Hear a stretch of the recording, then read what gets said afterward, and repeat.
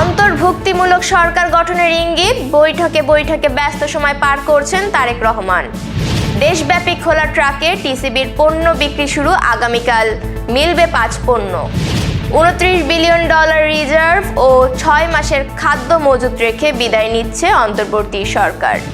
চাঁদাবাজির অভিযোগে নিজ দলের 26 নেতাকর্মীর বিরুদ্ধে নবনির্বাচিত এমপির মামলা। কারচুপি ফলাফল বদলের রাজনীতি নতুন বাংলাদেশের সাথে যায় না, মন্তব্য নাহিদের। দর্শক, গ্রামের কাগজের সকালের খবরে আপনাকে স্বাগত জানাচ্ছি। আমি প্রত্যাশা আক্তার নিশা। শুনছিলেন প্রধান শিরোনাম, এছাড়াও রয়েছে রাশিফল। এবার চলুন যাওয়া যাক মূল আয়োজনে।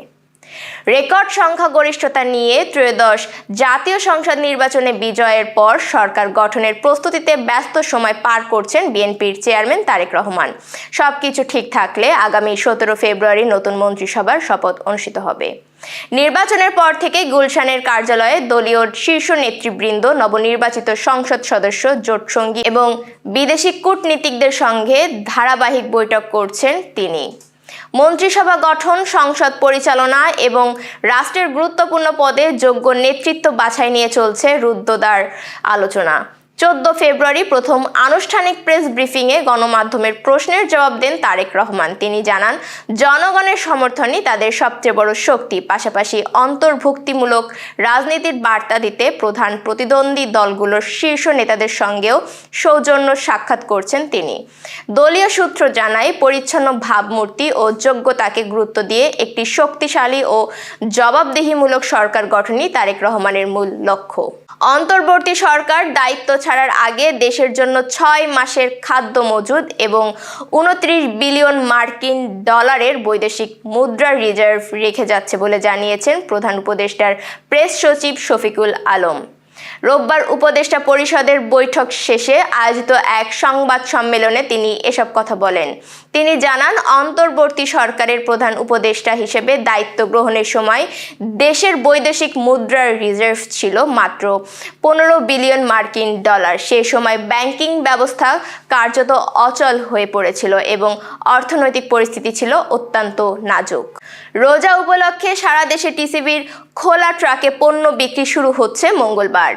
বাজারের চেয়ে কম দামে কেনা যাবে ভোজ্য তেল, চিনি, ছোলা, ডাল ও খেজুর। পাশাপাশি চলবে ফ্যামিলি কার্ডের মাধ্যমে বিক্রি কার্যক্রমও। তবে রমজানের বাজার নিয়ন্ত্রণ করা নতুন সরকারের জন্য বড় চ্যালেঞ্জ হতে পারে বলে শঙ্কা ক্যাবের। ভোজ্য তেল, চিনি, ছোলা, ডাল ও খেজুর রমজানে এই 5 পণ্যের চাহিদাই থাকে সবচেয়ে বেশি। বাজারে দাম বেশি থাকায় টিসিবির পণ্যই ভরসা স্বল্প আয়ের মানুষের। টিসিবি বলছে, মঙ্গলবার শুরু হচ্ছে বিক্রি কার্যক্রম, সেজন্য সব প্রস্তুতি শেষ করা হয়েছে। পণ্য নিতে নির্ধারিত ডিলারদের টাকা জমা দেওয়ার নির্দেশনা দেওয়া হয়েছে। নিয়মিত পণ্যের সঙ্গে মিলবে ছোলা ও খেজুর। সারা দেশে থাকবে 400-র বেশি ট্রাক। প্রতিটি ট্রাকের থাকবে 400 ভোক্তার জন্য পণ্য। শুক্রবার বাদে বিক্রি চলবে সপ্তাহের বাকি দিনগুলোতে। টিসিবির দাবি, পণ্যের কোনো ঘাটতি হবে না। ট্রাকে পণ্য বিক্রির পাশাপাশি ফ্যামিলি কার্ডধারী সহ 1 কোটি পরিবারের মাঝে ভর্তুকি দিয়ে রোজার পণ্য বিক্রি করবে রাষ্ট্রীয় সংস্থা টিসিবি। চাঁদাবাজি, সহিংসতা ও অস্ত্র মহড়ার অভিযোগে নিজ দলের 26 নেতাকর্মীর বিরুদ্ধে মামলা করেছেন লক্ষ্মীপুর 4 রামগতি ও কমলনগর আসনের নবনির্বাচিত সংসদ সদস্য ABM আশরাফ উদ্দিন নিজান। শনিবার রাতে রামগতি থানায় 2টি মামলা করা হয়।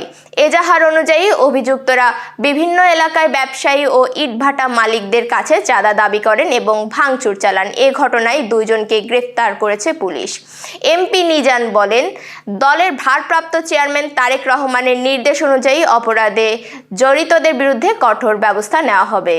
কারচুপি, ভয়ভীতি, ফলাফল বদলের রাজনীতি, এগুলো জুলাই পরবর্তী নতুন বাংলাদেশের সাথে যায় না বলে জানিয়েছেন জাতীয় নাগরিক পার্টির আহ্বায়ক নাহিদ ইসলাম।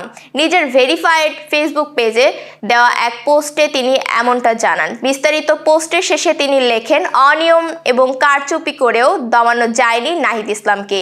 জনগণের রায়কে যারা প্রশ্নবিদ্ধ করার চেষ্টা করে তাদের জবাব জনগণই দিবে বলেও পোস্টে জানান নাহিদ। দর্শক, এবার চলুন জেনে নিই কেমন যাবে আপনার আজকের দিন, অর্থাৎ 16 ফেব্রুয়ারির সম্ভাব্য রাশিফল।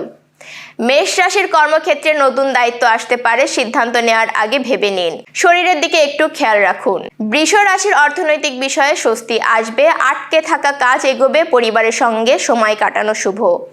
মিথুন রাশি, কথাবার্তায় সতর্ক থাকুন, ভুল বোঝাবুঝি হতে পারে, ভ্রমণ বা নতুন যোগাযোগ লাভজনক।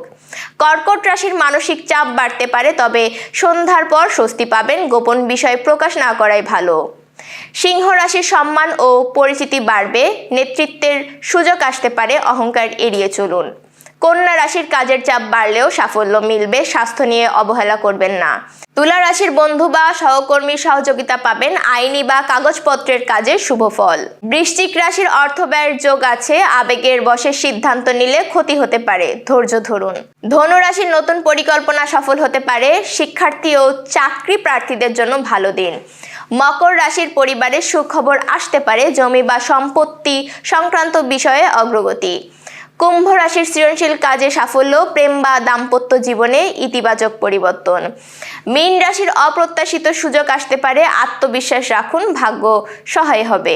দর্শক, এই ছিল এখনকার আয়োজন। সব খবর সবার আগে জানতে ও দেখতে চোখ রাখুন গ্রামের কাগজের ইউটিউব চ্যানেল ও ফেসবুক পেজে। আপনাদের কোনো প্রশ্ন বা তথ্য থাকলে জানাতে পারেন কমেন্ট বক্সেও। এতক্ষণ সাথে থাকার জন্য শুভেচ্ছা। আমাদের পরবর্তী সংবাদ দেখুন বেলা 2:30টায়। শুভ বিদায়।